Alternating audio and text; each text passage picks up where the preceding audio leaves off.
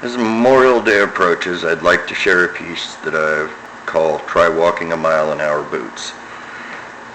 What I am about to say is not said because I am mean-spirited or wish ill will on anyone. I am simply letting out some serious emotional pain that is a result of things I see occurring in my nation that make me wonder if my sacrifices and the sacrifices of my brothers and sisters in arms is appreciated. There are days when I wish that I could grab hold of others, transfer my pain, and allow them to walk a mile in our boots, and bestow upon them the sight to behold what our eyes have seen. We would stroll across Arlington. For those who do not know, Arlington is a sacred place where our war dead are buried. Arlington was the property of George Washington and Martha Washington's great-granddaughter, Mary Anna Custis Lee, the wife of General Robert E. Lee. It was a family estate until Quartermaster General Montgomery C. Meigs had the first soldier, William Henry Chrisman, buried there on May 13, 1864. It was an act of defiance that would effectively render the Lees incapable of enjoying their estate after the Civil War. The first African American buried there was President Lincoln's employee, William H. Johnson, whose headstone reads Johnson and bears the inscription of the word citizen. The U.S. government purchased the property on March 3, 1883 for $150,000. The first Memorial Day ceremony was held by President Herbert Hoover on May 30, 1929. Arlington is just one of many national cemeteries that serve to remind us of the ultimate sacrifice paid by service members to secure and ensure that our way of life remains.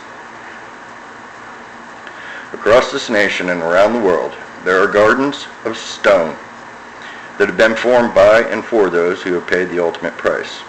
People could learn a lot from looking at the headstones. Many headstones in national cemeteries bear the name of the individual, branch of service, war served in, and a symbol of their religious faith if they had one. Those who reside within the boundaries of these hallowed grounds are a very diverse group of individuals. If you look, you will notice that their religious backgrounds range from atheist, Christian, Muslim, Wiccan, and so many other religions. I'm sure that there are some who will wonder why this matters, and others who wonder if this is a history lesson. It is indeed a history lesson of sorts. It matters because those who have fallen did so for the greater good, so others may enjoy our way of life, even at the cost of theirs. Millions of service members have died since this nation's birth, and a great number of them never made it home. Despite diversity in ethnic background and religious beliefs, they learned to work together and died together, fighting with a love for their nation and their families, and displayed a level of sacrifice and commitment that many may never comprehend. When I served, I didn't worry about someone's ethnicity or sexual orientation, and I couldn't have cared less about their religious faith. The most important thing that mattered to me was when I looked to my left and right, there were brothers and sisters who had my back and were as equally willing to give their lives for me as I was for them. We were and are a family, and family is the most important thing in my life. It shows that family is not defined by blood alone. I would die for my family is not simply some cliche words that I utter to make my chest puff out or done as a display of machismo. I've actually walked the walk that goes with the talk, and a portion of me has died for my efforts. I have served alongside service members who were of Iranian blood and even soldiers of Muslim faith. I trusted them with my life, and they trusted me with theirs. What I am about to say next is not said because I expect a thank you or sympathy. I fully understand that my choices were my choices, and I hold nobody accountable except myself and my government for its ongoing practice of troop experimentation. I simply wish to give others a view of what has become a part of my daily life. I am reminded on a daily basis of just what I sacrificed. My body is in poor shape, and sometimes the hardest thing to do is wear a brave face when the pain is so intense that you want to pass out or cry. When I walk, you can hear the bone-on-bone contact in my joints. Those who have witnessed it will tell you that it's startling and disturbing. I look like Robo-Dad when I get all my prosthetic gear in place. And as hard as it is for others to hear my body act that way, it is even worse when you experience it and it makes you want to vomit or pass out. In spite of my physical adversities, I am thankful for my life because I know there are those who have it far worse than I. Though my joints are breaking down, at least I still have my extremities and I am alive, when others are not so lucky.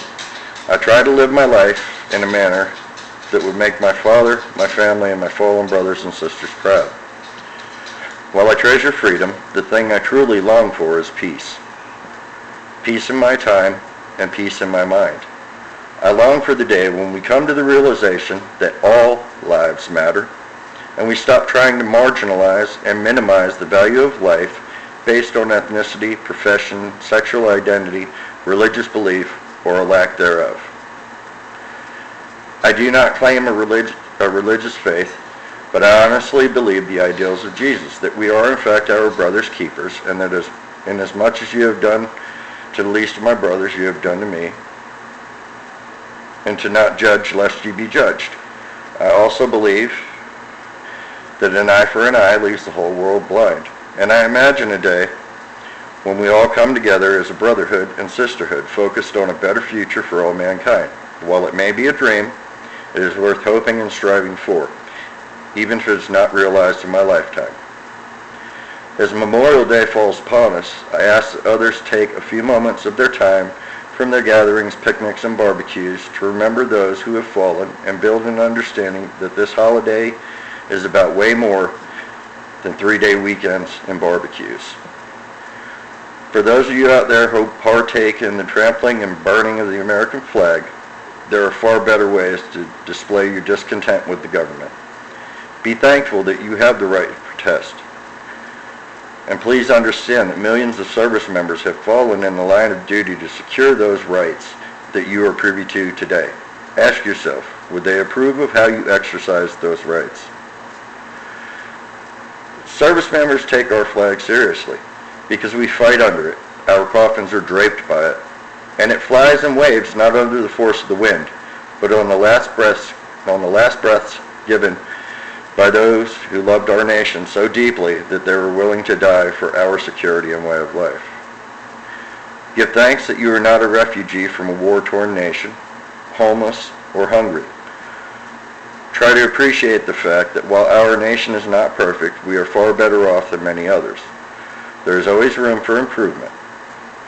If you don't strive to become a part of the solution and an instrument for peace, then you're a part of the problem. At the very least, we need to pay respect to those who have fallen, whether you agree with the profession or not.